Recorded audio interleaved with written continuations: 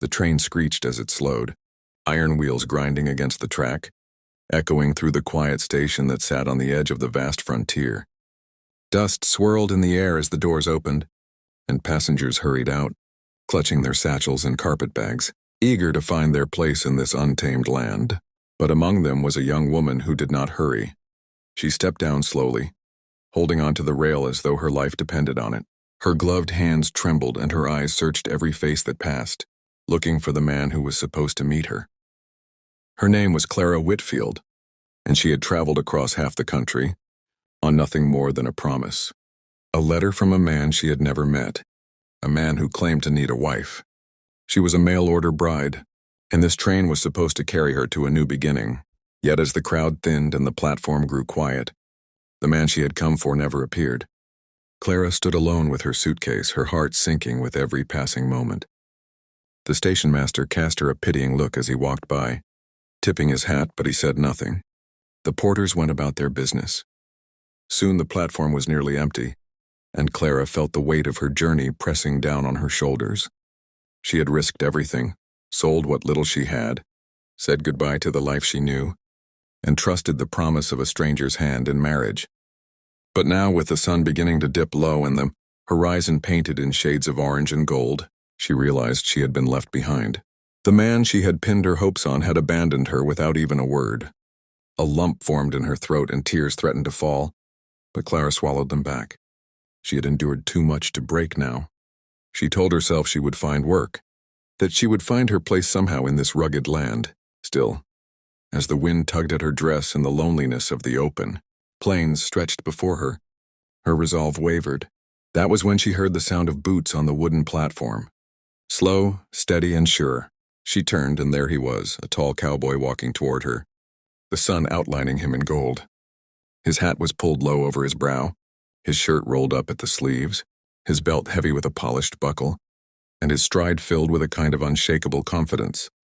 His eyes, when they met hers, carried both strength and kindness. He stopped a few feet away, tipped his hat, and said in a voice as warm as the sunset, "You've been waiting for me." Clara blinked, startled. I thought I was waiting for someone else," she whispered, her voice barely audible. He gave her a small, reassuring smile. "Maybe you were. But seems to me you were meant to wait for me instead." For a moment the world stilled around them. The sound of the departing train faded, the wind hushed, and it was just the two of them, standing in the dying light of the day. Clara studied him carefully, her heart both wary and desperate for hope. "Who are you?" she asked, her voice trembling. "Name's Luke McAllister," he replied, his tone steady and calm. "I came here to pick up supplies from town, but when I saw you standing here all alone, I couldn't walk away. Nobody should be left waiting at a station like this, not after a journey like yours."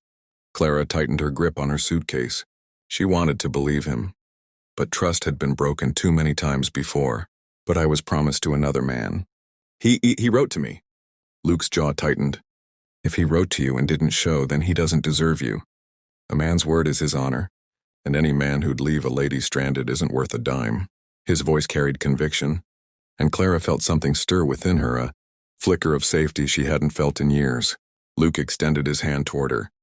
"You've got two choices, ma'am. You can wait here for someone who ain't coming, or you can come with me. I've got a ranch not far from here. Plenty of room, plenty of work, and you won't be alone. I'm not saying you owe me anything, but if you need a place to catch your breath, I'll see to it that you're safe." Clara hesitated, her thoughts a whirl of fear and longing. She had dreamed of starting fresh, of being wanted, of finding a place to belong. Could this stranger be the answer she had been searching for? Even if she had not known it, the warmth in his gaze, the strength in his stance, and the honesty in his words seemed to reach past her doubts. Slowly, she placed her gloved hand in his. Luke's fingers curled gently around hers, firm yet careful, as though he already understood how fragile her trust was. "There now," he said softly. "You ain't alone anymore." As he helped her down from the platform, Clara glanced once more at the empty tracks stretching into the horizon. The train had carried her away from her past, and the man who abandoned her had sealed that door forever. But beside her now was someone who had not promised her anything, yet had given her something far more powerful, his presence. Together they walked toward his horse, saddled and waiting by the hitching post. The animal snorted, pawing at the ground as though impatient to return home. Luke lifted her suitcase easily and secured it behind the saddle. Then he turned to her, offering his hand once again. "Ride with me, Clara. You've been waiting long enough. It's time you had someone to stand by you." She mounted the horse with his help, her heart beating fast. For the first time since she stepped off the train, she felt something other than fear. She felt possibility. As they rode together into the open plains, the sky ablaze with the colors of dusk, Clara realized that perhaps life had given her exactly what she needed, though it came in a way she had never expected. The letter had been a lie, the promise of failure, but the cowboy's simple words carried more weight than any letter ever could. "You've been waiting for me," he had said, and deep down, Clara knew it was true. The miles stretched. Ahead, uncertain and untamed, but she was no longer alone. She had found someone who saw her not as a burden, not as a contract, but as a woman worth standing for. And that was the beginning of everything.